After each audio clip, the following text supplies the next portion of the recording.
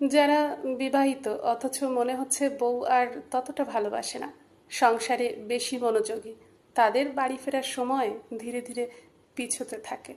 চায়ের দোকানের বেঞ্চ, বন্ধুদের রঙিন জলের আড্ডা, তাসের ঠেক কারো কারোর জন্য ফেসবুক বা টিন্ডার জাতীয় উৎস আনন্দের খনি হয়ে ওঠে। অনেক পুরুষ অভিযোগ করেন, ছেলে হবার পর ওর আর আমার দিকে তাকানোর সময় কোথায়। কেউ দীর্ঘশ্বাস ফেলেন, সংসারে আমার সঙ্গে শুধু টাকার সম্পর্ক। এমনকি পুরুষের আজন্মকালের হাওতাস, আমরা তো আসলে টাকা কামানোর মেশিন। কিন্তু ব্যাপারটা এত সহজ সরল নয় যে বউ সারাক্ষণ ঘ্যান ঘ্যান করতো, তুমি আমাকে আর ভালোবাসো না কেন, বা আমাকে কেমন লাগছে বলো তো। সে হঠাৎ এত সংসারমুখী কেন? কারো কারো আবার পরকীয়া সন্দেহ অঙ্কুরিত হয়। বেশিরভাগ পুরুষের ফেসবুকে ছেলের ছবি, মায়ের ছবি, খুব কচিত কদাচিৎ বউ।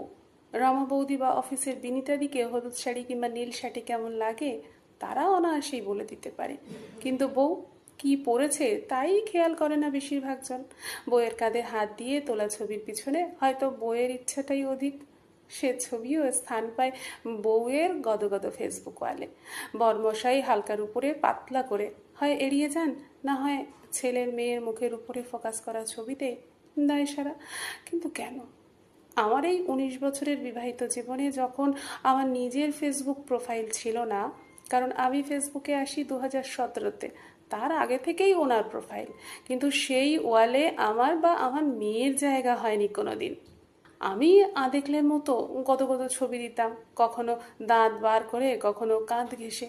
বড় শখ ছিল সব বরেরা যেমন বইয়ের কাঁধে হাত দিয়ে ছবি তোলে, যেমন একটা মাখামাখি ভালোবাসা ভালোবাসা ব্যাপার তেমন হোক। না, হয়নি। এক তো ছবি তুলতেই চাইতো না, আর তুললেও কাঁধ হয়ে পাশে দাঁড়িয়ে থাকতো। যদি কখনো জানতে চেয়েছি তোমার ওয়ালে আমাদের ছবি নেই কেন, অদ্ভুত যুক্তি। জানো এই ছবি দিয়ে কত ক্রাইম হয়, যেন আমার ছবি আর কেউ কোথাও পায় না, পাবে না। রাস্তায় বেরুলেও পাশাপাশি হাঁটা, হাত ধরে হাঁটা, ভালোবাসি বলা, ঘরের আনাচে কানাচেও নয়। কখনো কারো কাছে তো দূর, আমাকেও বলতে শুনিনি তুই ভাগ্যিস এটা করলে, বা এই রান্নাটা ভালো হয়েছে, বা তোমাকে ধন্যবাদ। এই একই ব্যাপার আমার বাবারও।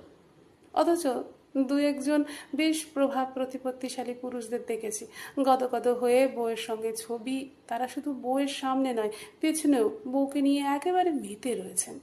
ধীরে ধীরে আমি আর ছবি তোলার কথা বলতাম না, আমার ওয়ালেও ওর সঙ্গে আর কোনো ছবিও থাকতো না। শাড়ি পরে জানতে চাইতাম না কেমন লাগছে, ভুলে গেলাম যে ভালো কাজের প্রশংসা হয় বা ও করতে পারে। এক সময় সন্দেহ হতো আমাকে পছন্দ করে তো, নাকি আমাকে ভীষণ অপছন্দ করে। ধীরে ধীরে একদিন এই ছোট্ট ছোট্ট গুরুত্ব, চাওয়া পাওয়া নেই হয়ে গেল। আর তারপর সহাবস্থান থাকলেও সমান অবস্থান আর থাকলো না। শেষে সম্পর্কটাই নেই হয়ে গেল। শত্রুতা নয়, ঘৃণা নয়, বৃতৃষ্ণা নয়, জাস্ট নেই। এরকম এরকম বহু সম্পর্ক সামান্য একটু ফিরে দেখা ওমের অভাবেই মরে যায়। দিন না একটু প্রশংসার চাহনি, বলুন না এই শাড়িতে তোমাকে বেশ মানিয়েছে। ভিড় রাস্তায় ধরুন না কোনোইটা আলগোছে, এক কাপ গরম চা করে ধরুন না ঠোঁটের সামনে হঠাৎ করে। তারপর দেখুন ম্যাজিক। আমরা যারা সম্পর্ক বোঝা মনে করি তাদের দলে হয়তো একটা গুনতি কম হলেও হতে পারে। নমস্কার।